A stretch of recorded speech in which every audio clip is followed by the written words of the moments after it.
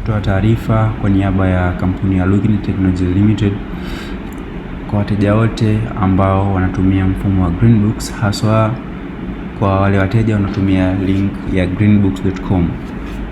Kwenye mfumo wa Greenbooks kumekuwa kuna baadhi ya updates ambazo hivi karibuni zimewekwa live kwenye link ya greenbooks.com.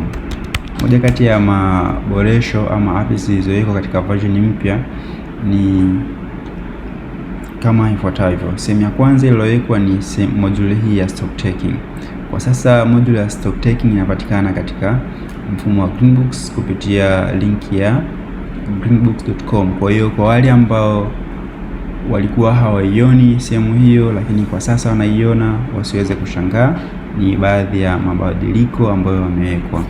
Na katika video zilizopita tuliweza kuelezea kwa uzuri namna kipengele hiki kinavyoweza kufanya kazi. Kwa wale ambao walipitwa kuweza kufuatilia video hiyo ama taarifa hiyo, tutaweza kuelekeza baadaye namna ya kuweza kupitia kwa uzuri kipengele hiki.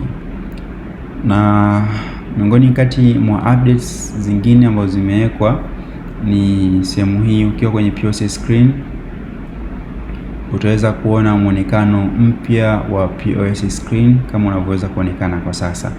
Katika version iliyopita kulikuwa kuna baadhi ya products zimekuwa listed sehemu hii upande wa kulia, lakini kwa sasa hazipo kwa ajili ya kuweza kuweka ufanisi na ufanyaji kazi mzuri kupitia sehemu hii maalum kwa ajili ya kuweza kuuza. Kwa hiyo kwa wale ambao walikuwa shazoea bidhaa kuwa zimekuwa listed hapa, kwenye version mpya sehemu hiyo haitokuwepo. Lakini sehemu nyingine ni sehemu hii ya customer. By default system ilikuwa inampick mteja anayeitwa walking customer. Kwa hiyo kwa sasa maboresho yamefanywa ili kuweza kuweka umakini wa muuzaji kuweza kujua anahitajia kumuuzia mteja wa aina gani. Kama ni mteja ambaye anajulikana, labda anajulikana kwa jina fulani, ama ni mteja ambaye anatakiwa kukopeshwa, basi itamlazimu awe anamfahamu. Kwa hiyo kama ni mteja ambaye humfahamu ama unamhitajia kumuuzia kwa cash na huhitaji kubakia na taarifa zake zozote, basi itakulazimu kumsearch mteja anaitwa walking customer ambaye ndo huyu.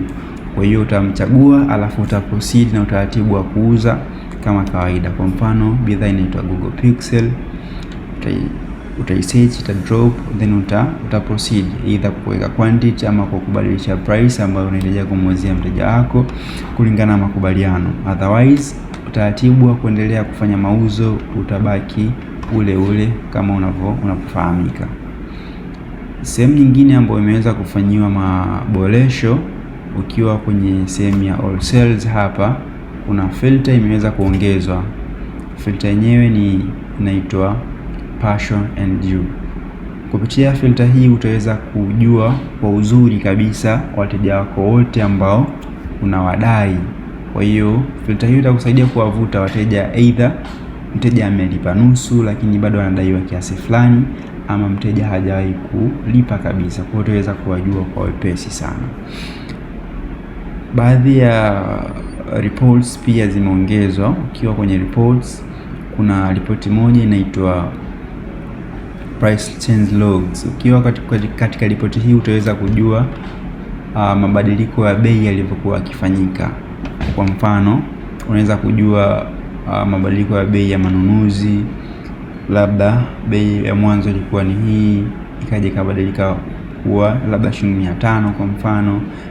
Pia utaweza kujua variance ambayo imetokea, utaweza kujua bei mpya ambayo inatumika na mambo mengine mengi kama itakavyokuwa inaonekana ama inavyoonekana katika ripoti hii. Lakini ripoti nyingine iliongezeka ni ripoti hii ya stock analysis report, ambapo itakupa ripoti nzuri kabisa ya analysis ya stock yako. Utaweza kujua product imekaa muda gani dukani, product mwisho wa kuuzika imeuzika lini. Utaweza kujua product kama ni dead stock, kwa maana product isouzika. Utaweza kujua product ambazo zinakuwa ni slow moving, labda zinauzika taratibu, sawa. Kwa hiyo ripoti hii pia inaweza ikakusaidia sana katika uendeshaji wa biashara yako kwa uzuri. Tutakuja kuchambua vizuri katika video ama katika taarifa zitakazokuja hapo mbele. Lakini ripoti nyingine ni Stock Capital History. Hii itakupa kuweza kuona ukuaji wa mtaji wako, ukuaji ama ushukaji wa mtaji wako ambao una run biashara yako. Kwa hiyo hii pia itakuja kuwa ni ripoti itakayokusaidia, na imekuja kuwa ripoti ambayo itakusaidia kama yalivyokuwa malengo ya wafanyabiashara wote, kwamba malengo ya mfanyabiashara ni kukua mfanyabiashara mkubwa na kuweza kukua kiuchumi. Kwa hiyo kwa muhtasari, hayo ni baadhi ya maeneo ambayo yameboreshwa, na tutakuja kutoa taarifa kwa kina ama maelekezo kwa kina namna ya kuweza kufanya kazi na mfumo wa Greenbooks kupitia updates mpya zilizowekwa. Asanteni sana.